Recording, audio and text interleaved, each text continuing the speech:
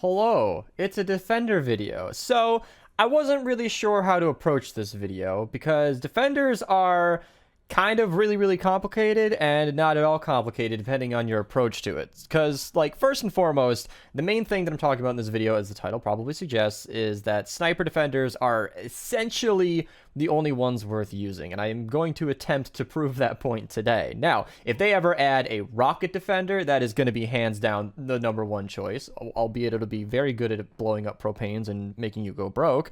And of course, a Bow Defender might happen in the future when or if bows ever get their own class. So if you're watching this in the future and Bow Defenders come out, I'll pin a comment for any corrections in this video whatsoever, and if I miss anything down the line, I will update in the comments below. That being said, I will also make any edit to this video saying if any other defenders are significantly better than I originally believe in this video, I'll make a case for them in that pinned comment should it become necessary. Because there is a case to be made for defenders like the shotgun defenders, where you give that guy a ground pounder or a pulsar or whatever you've got.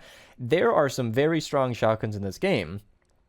Unfortunately, the main problem with those guys is that they are going to be in the thick of it. They're going to be surrounded by a crowd of zombies, and you can try to put them in a little box or something, but the bottom line is they are basically going to die quickly. And that's the problem that I have with every single defender. Even with assault defenders, which did kind of okay, I think assault defenders might be one of the better ones because you need defenders to be up and away.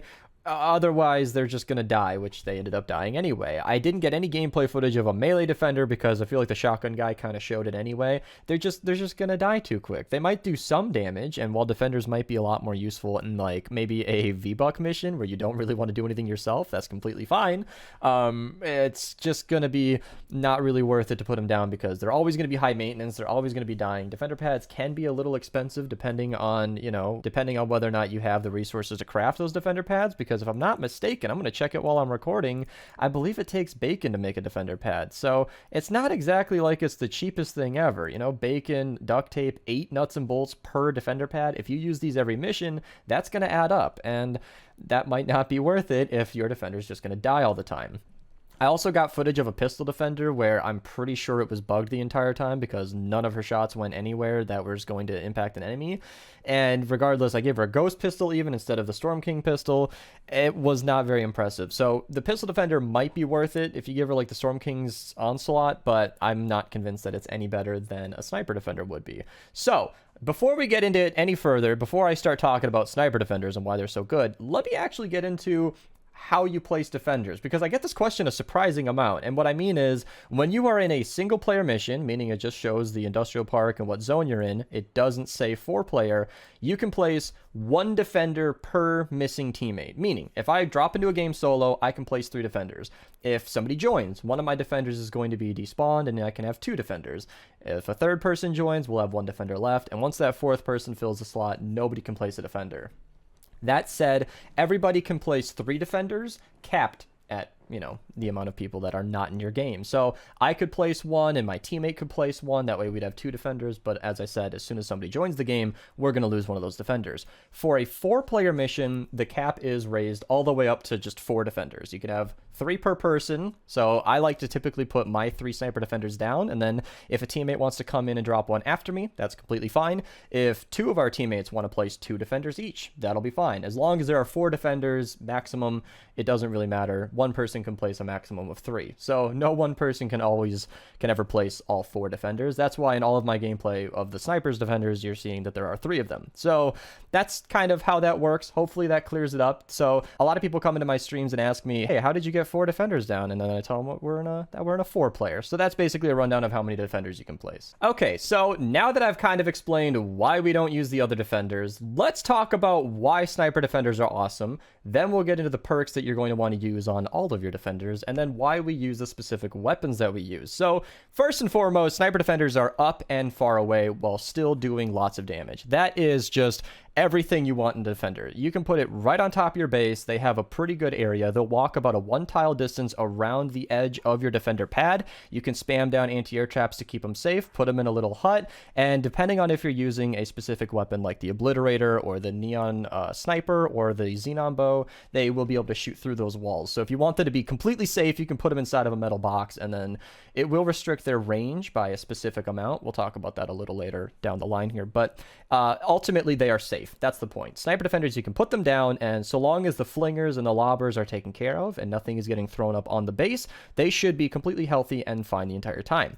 On top of the fact that they are a sniper defender, now it's a ranged, high damage weapon that they're shooting. So it's like the damage of the ground pounder that I mentioned earlier, except that they're standing safely on your base. So defenders can just have this wide area of effect. They can knock off any of the zombies that might make it through your defense. They can help with mini bosses. They can help with smashers. They are quite effective at cleaning up everything that you might miss with your traps. So that's why I use sniper defenders all the time. I'm well aware that it's expensive. If you do this every single mission, at the rate that my defenders tend to go on average, I think I use an obliterator about in 4 games. So every 4 games, you kind of have to craft a new obliterator, which is the weapon that I use. We'll talk about that later.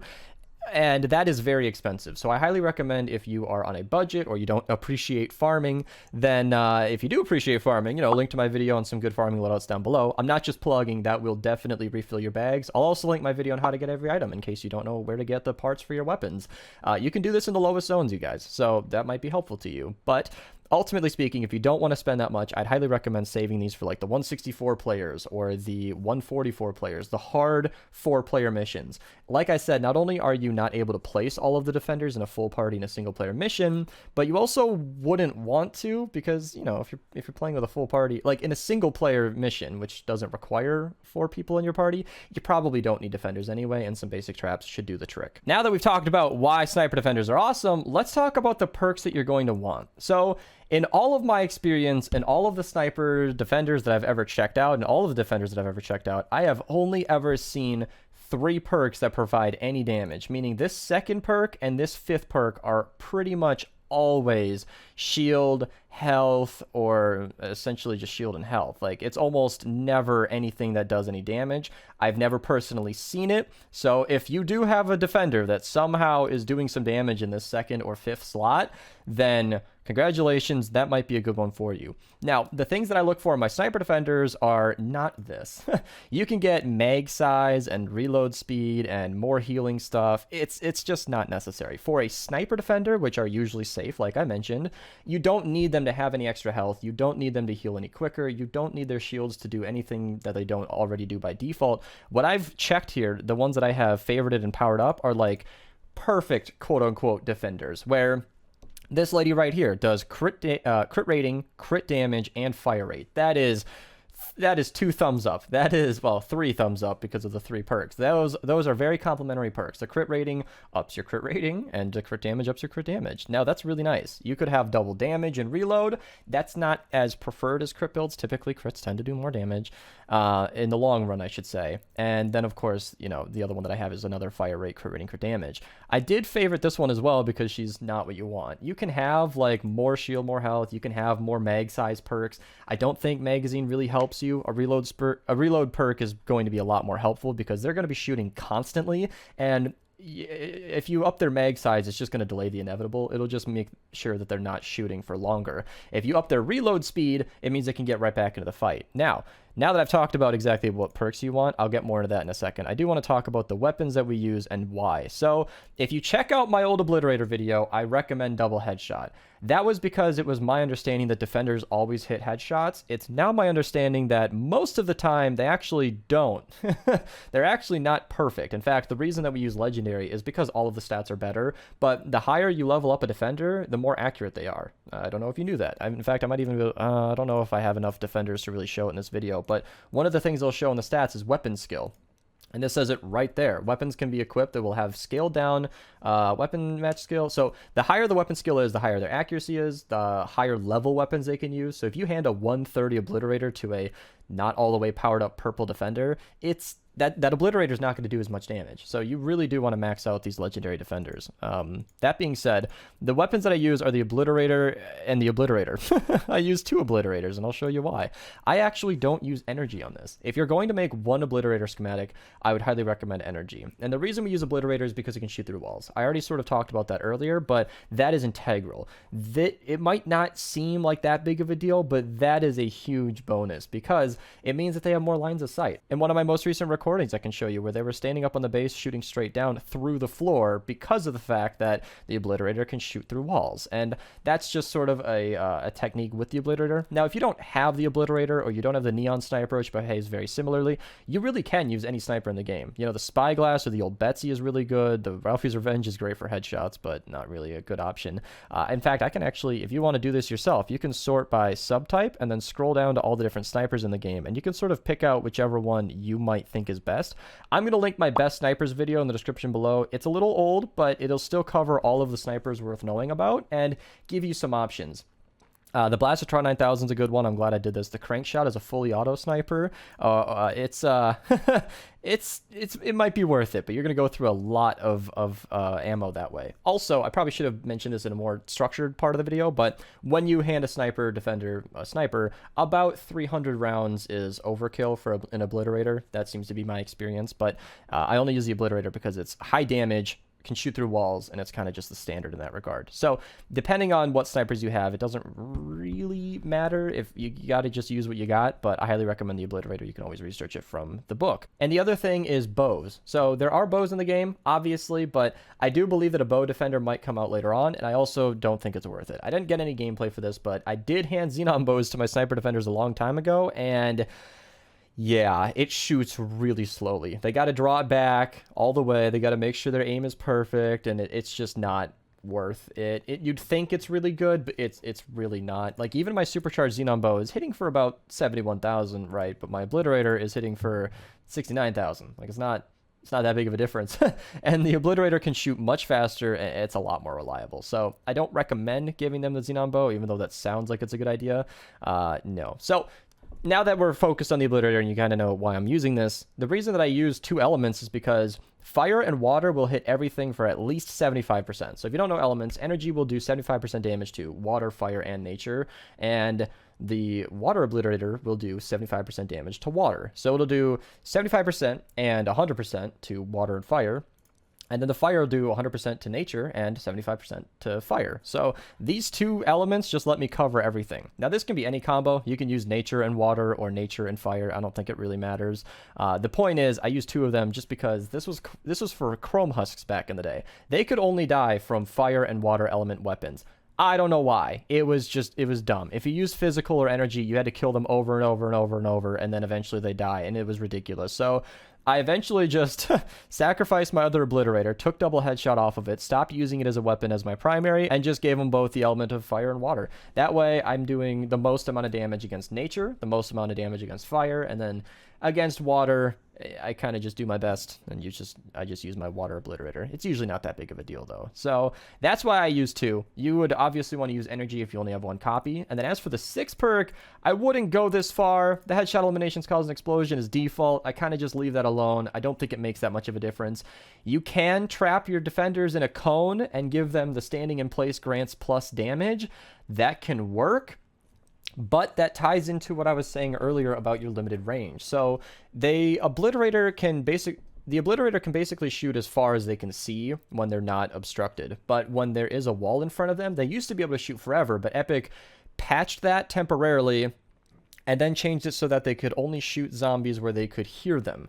Meaning you essentially have a 4-tile radius around them in a sphere in their effective range. So if you want to trap them in a box, you need to realize that they're only going to be able to see about 4 tiles away. They are significantly more effective if they are unobstructed. They can see as far as the eye can see, and they're not going to be that unsafe. I mean, in the 164 players we were playing today, the defenders were pretty much fine. The only reason they died was because of lobbers and flingers. So if you got anti-air traps, that'll more or less handle it. Which brings me to another point for sniper defenders. They basically do the work of an anti-air trap, but better. So they won't take out the lobber projectiles, but if a flinger throws a zombie, the sniper defenders will prioritize those zombies and take them right out of the sky. A lot more effective than an anti-air trap. And it's because of this that my anti-air traps never run damage, because A, damage isn't really going to do enough in the end game. It's just not going to make any difference. And B, well, the sniper defenders sort of take care of it anyway. They will defend themselves, which is a really nice bonus. So you might want that standing in place grants damage, but I don't think it's worth a core reperk. My sniper defenders have always been perfectly fine without it. But yeah, bringing it back to our defender perks, like I said, I'd return to it. The reason I'm running crit is because these guys are shooting constantly. I would never recommend a crit build if you're using the sniper as your primary weapon. I think that humans are a lot more capable of hitting headshots and doing more effective damage that way. But because a sniper defender is just rattling off shots the entire game, I don't see a reason not to run a crit build. Now, if you're using a different kind of defender, you're essentially looking for the same thing. You can see the shotgunner that I've set aside as double crit rating, crit damage. I never like double crit rating because of diminishing returns, meaning that second crit rating is not going to be adding nearly as much as the first one in terms of your overall chance to crit. However, it's a defender. You can't currently change their perks. It's not going to make that, you can't really do anything about it. It's still just going to be more chance to crit, and he'll be doing 54% more crit damage. The point here is that shotguns are very strong. So any defender with any perk is a good jumping off point.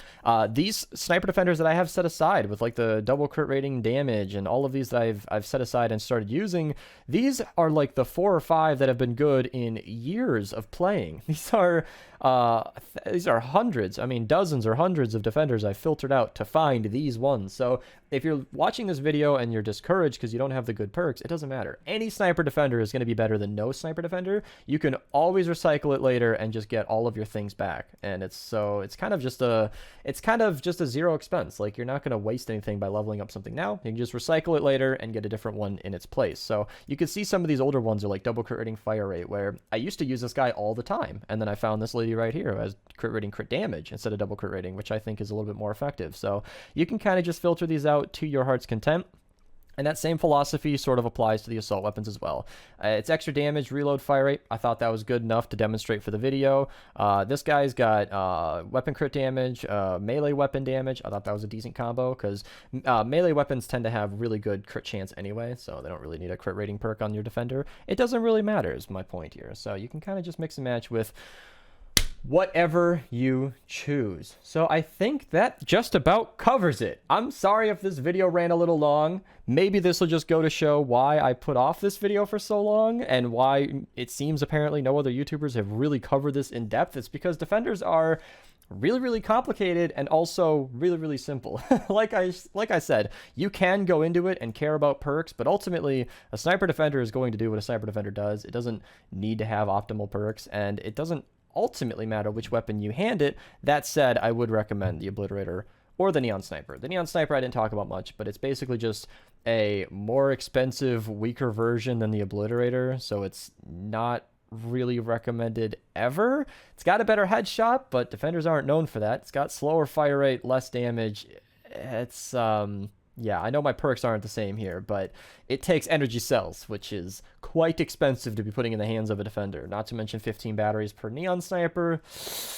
Yeah, it's technically a replacement to the Obliterator, but I would recommend researching an Obliterator instead. Now, another final point, I should have mentioned this earlier. I guess you could go Bright Core on it. It would shoot faster, and you wouldn't have to craft as many Obliterators, but you're going to be taking about 20% off the top damage-wise from your defenders, and I'm not sure if that's worth it. So if you're working on an extreme budget, you hate farming, yeah, use Bright Core Obliterators. Other than that, I recommend Sunbeam. Thank you guys so much for watching. This video was more work than you might know. I know it's just a sit down and talk kind of video, but it's a lot to organize, to share this kind of content with you guys, because these kind of things are weird. I've never thought about defenders as much as I have today. If you guys want to support the channel, feel free to use code Mista at your checkout. You guys can become a channel member here, use the emotes down there in the comments below. If you guys want to follow me on Twitch, my streams are awesome. Thank you guys so much for watching, and have a nice day.